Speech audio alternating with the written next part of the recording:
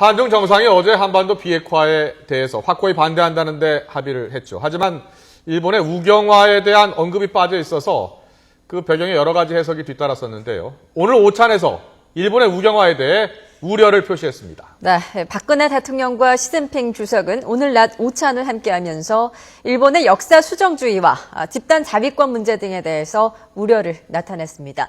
취재기자 연결합니다. 박기현 기자. 네, 청와대 춘추관입니다. 네, 오늘 특별 오찬에서 박 대통령과 시 주석이 일본 문제에 대해서 논의했다고 하던데요. 자, 어떤 내용입니까? 네, 두 정상은 가구 박물관에서 특별 오찬을 함께하고 일본 문제 등 현안에 대해 깊이 있는 대화를 나누었습니다. 두 정상은 이 자리에서 현재도 일본의 역사 수정주의적인 태도가 계속되고 있고 자위권 확대까지 추진하고 있어서 우려스럽다는 점에 공감했습니다. 우선 일본이 고노다마를 계승한다고 하면서도 실제로는 이를 훼손하고 폄하하려는 시도를 보인 것에 대해 유감을 나타냈습니다.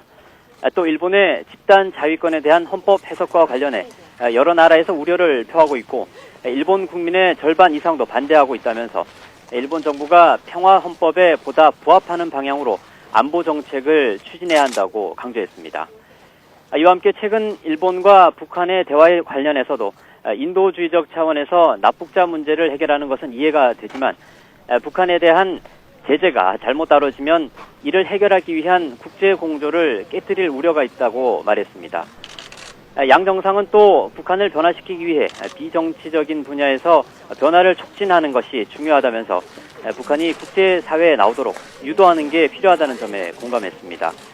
특히 박 대통령은 드레스덴 구상이 바로 그러한 일을 하자는 거라고 설명을 했고 양 정상은 가능한 접점을 찾아서 민생 인프라 등 북한을 견인하는 데 필요한 사업에 대해 적극적으로 협력하기로 했습니다. 또 한반도 평화통일의 추진에 대한 당위성에 서로 공감하고 평화통일 기반 구축과 여건을 마련하기 위해 협력해 나가기로 했습니다. 네, 또 박 대통령과 시 주석은 경제통상협력 포럼에도 같이 참석을 했는데요. 이 자리에서는 어떤 내용들이 오갔습니까?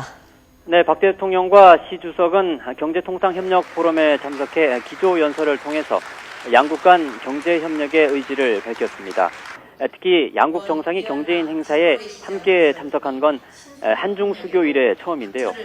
박 대통령은 기조연설에서 지난 20여 년의 성과를 바탕으로 양국이 더 큰 협력과 질적 도약이 필요한 시점이라고 강조했습니다. 이를 위해 우선 양국 간 협력 분야를 기존 제조업 중심에서 서비스업 등으로 다원화해야 한다고 말했습니다. 또 양국 상호 간 내수 시장 진출을 확대하고 한중 FTA를 통해 안정적 통상 환경을 구축해야 한다고 제안했습니다. 특히 우리의 대외 경제 협력 구상인 유라시아 이니셔티브와 중국의 신실크로드 구상 간의 연계를 모색할 필요가 있다고 역설하기도 했습니다. 양 정상은 포럼 참석 전에 양국을 대표하는 주요 기업인들과 사전에 접견하고 함께 기념 촬영도 했는데요.